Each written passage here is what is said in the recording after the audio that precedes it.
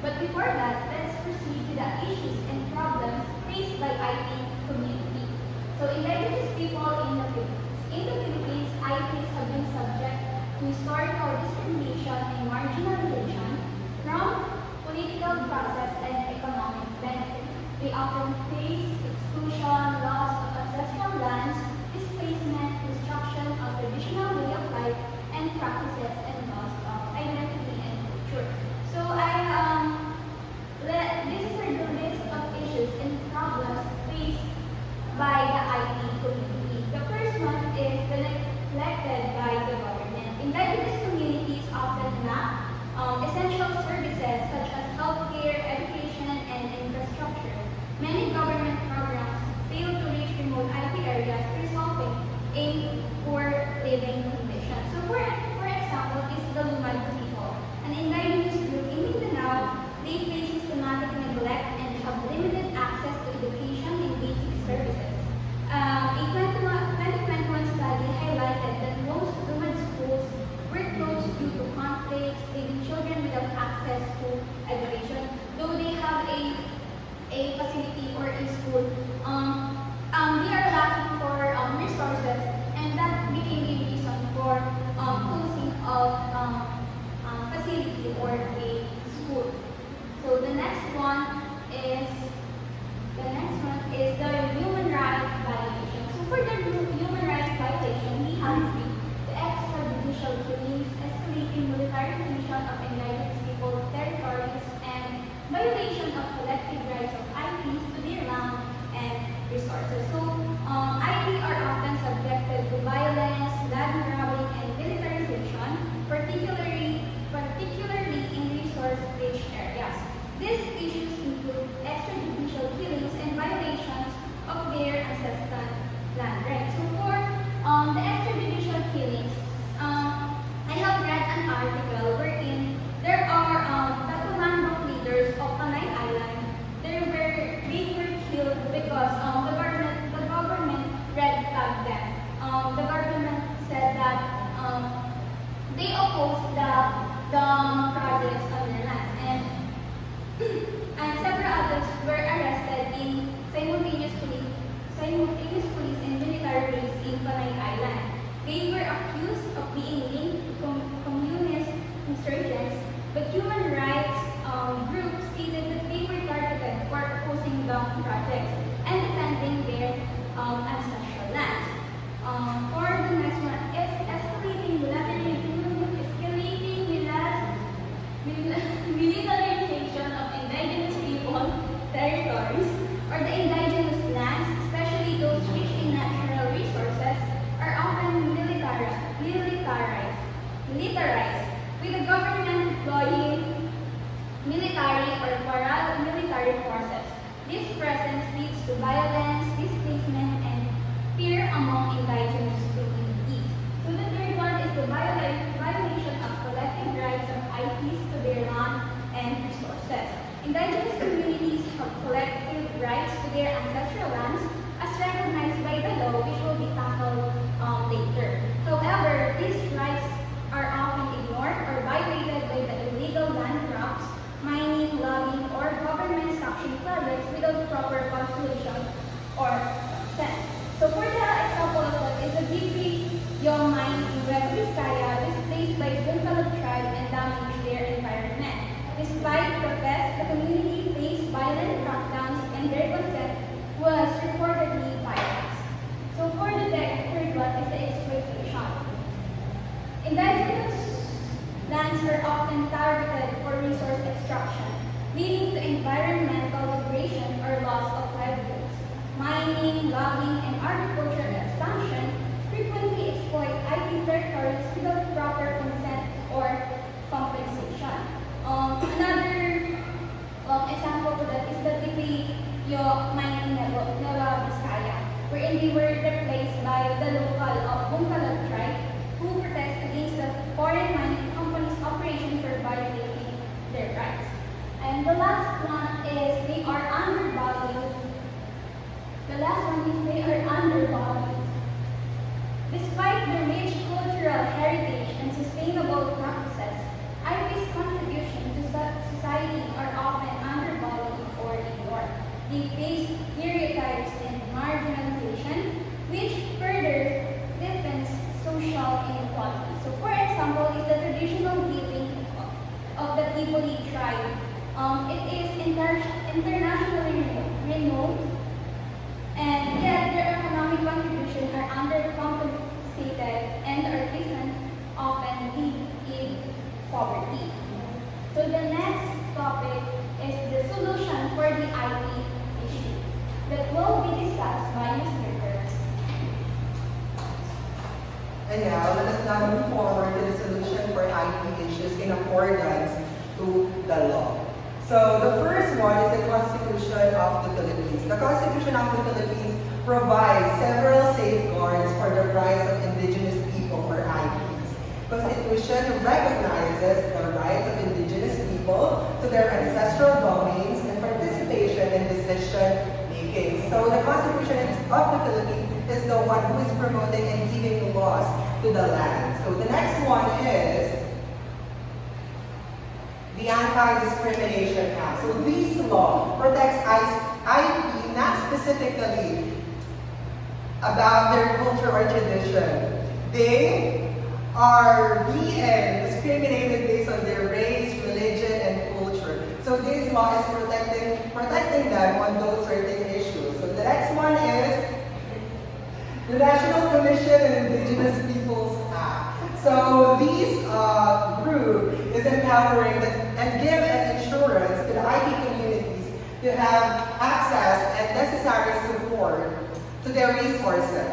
And the last one is the Indigenous Peoples' Rights Act, or the IPRA law. So this law will be discussed broadly later. But to give you a bird's eye view, this law aims to ensure that IPs have a voice that can be exercised within the community that is kind of effectively.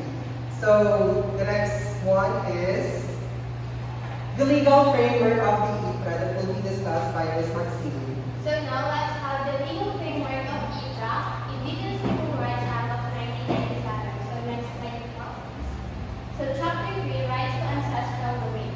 Under the Section 7, Rights to Ancestral Domain, such rights shall include right of ownership, right to develop lands and natural resources, right to stay in the territories, right in case of displacement, right to regulate entry of migrants, right to regulate the entry of right to safe and clear environment or clean air and water, right to claim parts of preservation, and right to resolve conflict. So, indigenous cultural communities or indigenous people have specific rights over their ancestral lands. So, this includes, again, right of ownership, or they have full legal ownership of their ancestral domains. So, next one is right to develop lands and natural resources, use and manage resources for their own development, right to stay in the territories, live in their ancestral lands without displacement, and in case of displacement, they are entitled of protection and compensation if forced to leave due to exceptional circumstances. The right to regulate entry of migrants. They can decide who can enter their domains. Right to claim parts of preservation. So the right to claim parts of preservation means indigenous people can have control or use certain parts of their land which was promised to them by treaties or agreements. So the last one is right to solve conflict. They can use their customary laws when settling disputes. Next slide. So chapter 4, rights to self-governance and empowerment. So section 13, the state recognizes the inherent rights of ICCs or IPs to self-governance and self-determination and respect the integrity of their values, practices, and institutions. So the government acknowledges the ICCs or IPs have the inherent right to self-determination, allowing them to maintain their traditions, governance systems, and cultural practices. Section 16, right to participate in decision making. So ICCs or IPs can actively take part in decisions at all levels that impact their rights, lands, and lives. Section 17, right to determine and decide priorities of development. So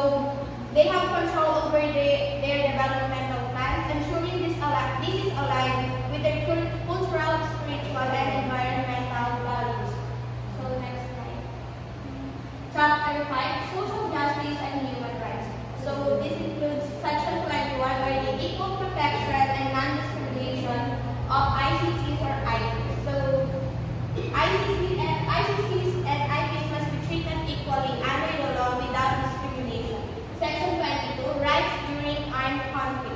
So their communities must be protected during armed conflicts.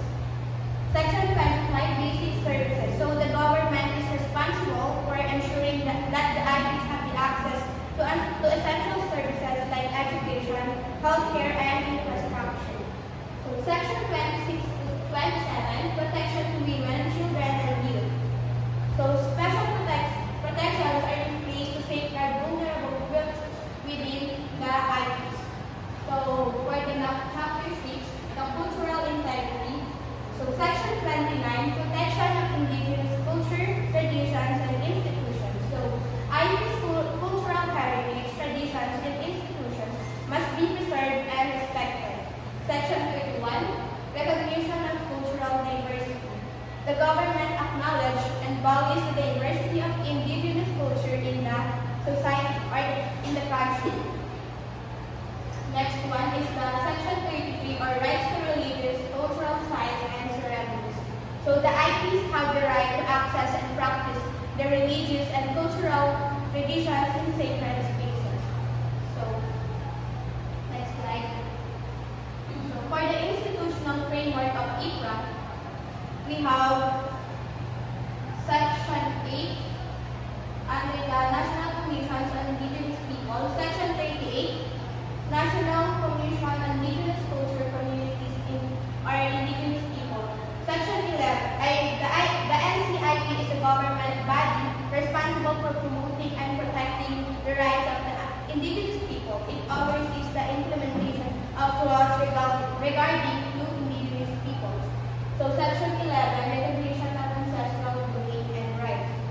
Domain rights. The NCIP plays a key role in identifying and recognizing ancestral domains to ensure that IPs enjoy their rights. The last one is the Section 62, or the resolution of conflicts. So the NCIP helps resolve disputes involving the IPs, especially those related to land and cultural practices. So this framework collectively emphasizes the recognition, protection, and empowerment of indigenous people, ensuring that their rights to land, governance, culture, and equal treatment under the law. So to continue the discussion, here's Ms. Ladin. Who are the or NIPs, Indigenous Cultural Communities, ITCs, and Indigenous people? These are the groups of people or societies that are culturally and historically distinct from the majority of Filipinos. They are identified both by how they see themselves and how others recognize them, and these communities maintain unique tradition and connections to their ancestral lands. However, some members may have been displaced from their traditional territories or settled outside their ancestral domains, yet they are still considered indigenous due to their heritage and descent.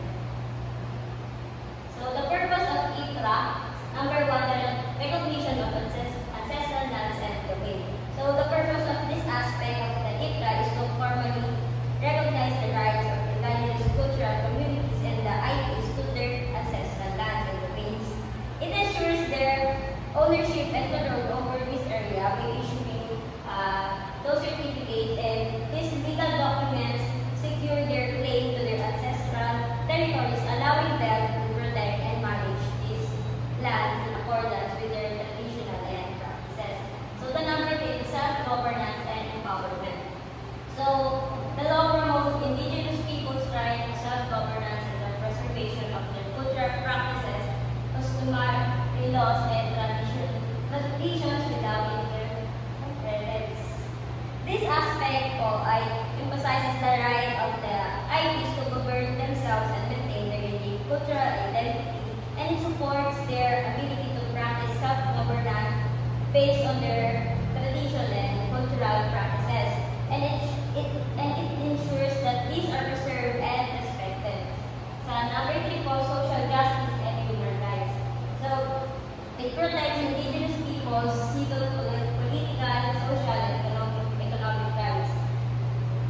This aspect naman po ay ensures the protection of the civil, political, and social and economic rights of IPs, and it upholds the right to equal discrimination, and the law promotes social justice, ensuring that IPs have access to opportunities, resources, and services necessary to improve their quality of life while preserving their dignity and identity.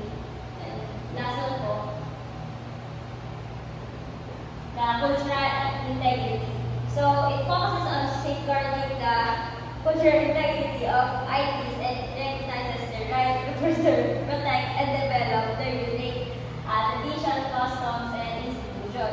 By ensuring respect for their cultural heritage, the law helps maintain their identity and ensures that their way of life is valued and sustained for future generations. And for the next is the actual limitation of people.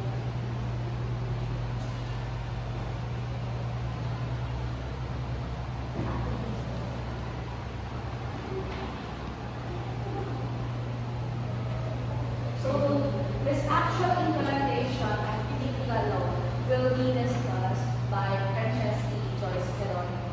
So, let us now jump to the next part. And that is the problems and gaps in the implementation of the law.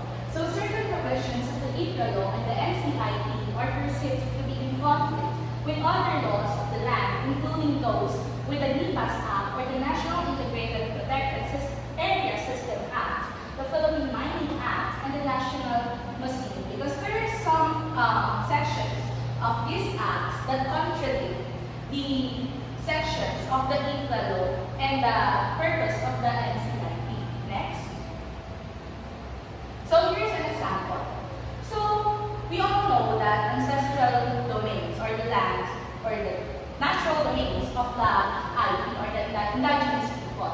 So here, by definition, ancestral domain refers to the land traditionally owned and used by indigenous peoples recognized by IPRA. However, according to Public Domain Act, ancestral domain refers to land owned by the state, accessible to the public. So we can see here that there is a lack of clear guidance for transitioning from public to ancestral domain. Another one is in terms of ownership. When we say ancestral domains, these are owned by indigenous people based on ancestral claims and cultural ties. However, the Public Domain Act contradicts this and states that these are owned by the government and managed for public use. This highlights the confusion about ownership rights, especially in contested areas.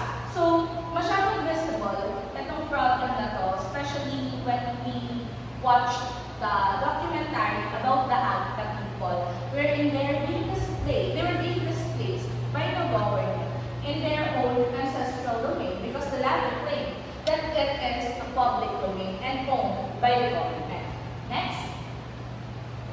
So here, we also have here the differences in terms of the recognition processes, rights protection, community involvement, and conflict resolution. If we are to summarize this only includes, or this only talks about the problems, the gaps, and the contradictions that appear in this law.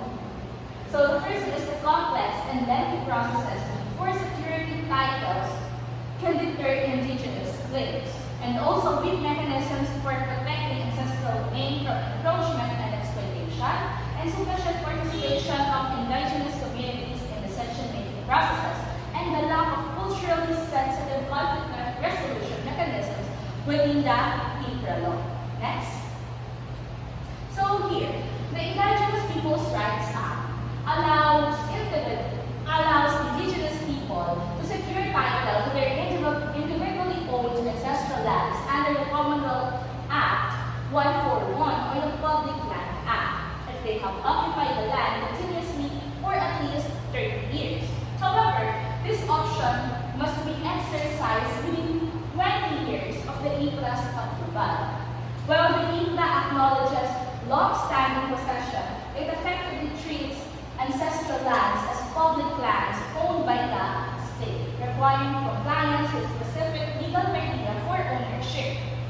So, ang ibig sabihin lang nito is that kahit na claiming ng indigenous people yung land, and even if doon sila pinanganak, doon sila namatay. However, if hindi siya pasok doon sa 20 years, kung kailan na-approve yung IPRA law, hindi pa lang siya makakonsider as ancestral domain of the islands, but rather a public domain.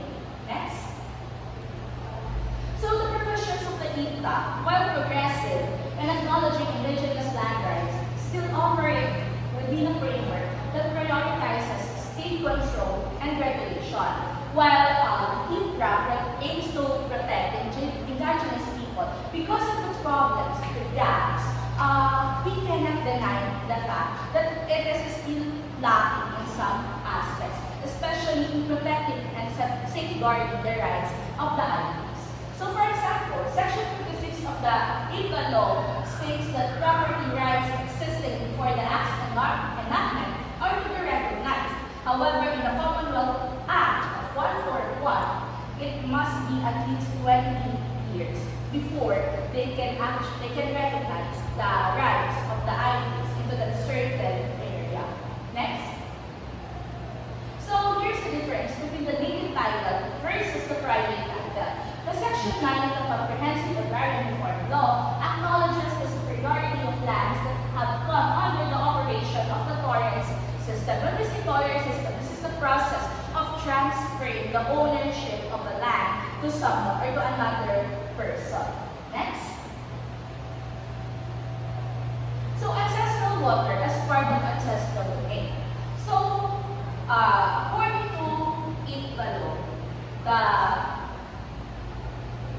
waters and coastal areas are protected. However, it did not mention anything about the sea areas.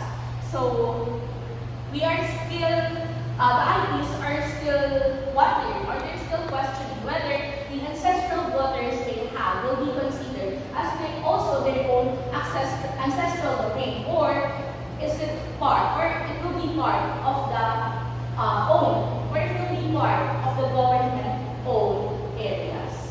Next. So we have here the NCIP versus National Museum.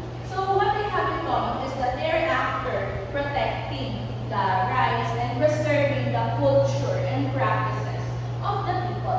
However, there is a conflict on which agency should be in charge of the country's cultural properties, because according to Republic Act 4846, as amended by Presidential Decree 374, only the National Museum of the Philippines can undertake archaeological explorations, assessments, and excavations.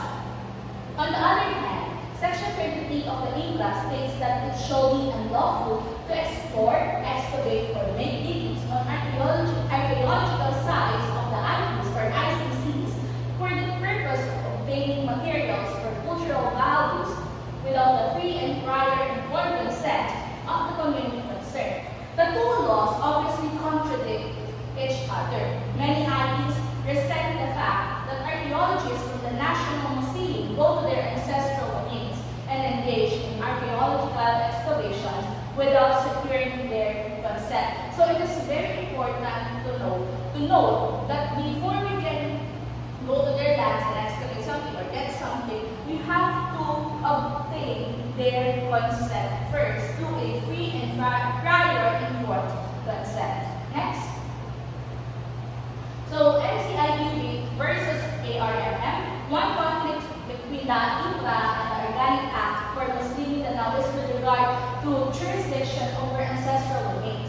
The IPRA is silent as to whether the NCIP has jurisdiction over ancestral domains within the autonomous region in Muslim Mindanao because, as highlighted here, they are already an autonomous region. Okay, next. So we have here a sample article which highlights the problems of the IPRA law. So entitled, CHR, Indigenous Communities Continue to Suffer Injustices Despite IPRA. So members of the indigenous community in the country continue to suffer injustices despite the over 2-decade-old Indigenous Peoples' Rights Act.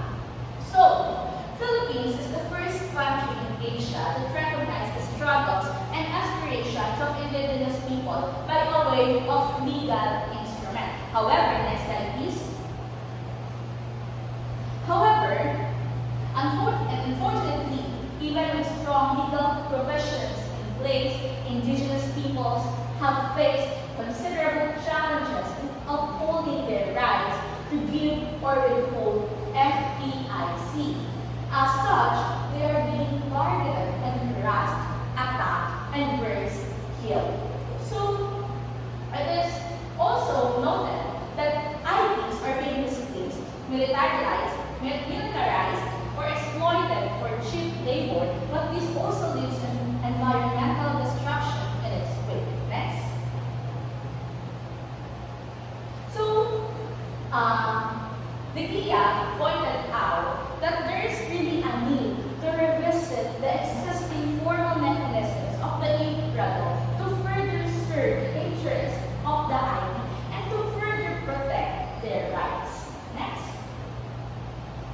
So, we have here the recommendations to concerned agencies or other stakeholders. We have harmonizing the IPLA with other existing laws, such as with the Public Domain Act, the Commonwealth Act of 141, and other acts related to these. The second one is to identify and providing of IP communities, delineating their territories, and documenting their customary laws and decision-making process. Aside from involving them into the process, we also have to consult the processes they have, the laws, the customary laws they have, so that we can come up with one common decision. And lastly, we have to organize IPs and accredit IP organizations to champion their rights and to also support and provide them with all the necessary things they need in order to cultivate and to improve the policies safeguarding the IPs. And I think that's all next. Yeah. So lastly, as a conclusion, IPRA is considered one of the most progressive laws for indigenous people's rights, recognizing their ownership of traditionally used lands, forests, and resources. However, we must also take note of the fact that while IPRA is progressive, we must also be progressive in a way that we will continue to support all their needs and ask them of the things that we can do in order to preserve their cultural practices, traditions, while also guarding and protecting their rights as members of the society and as citizens of this country. So that's all. We have here the problems and gaps of the IPRA law. Thank you.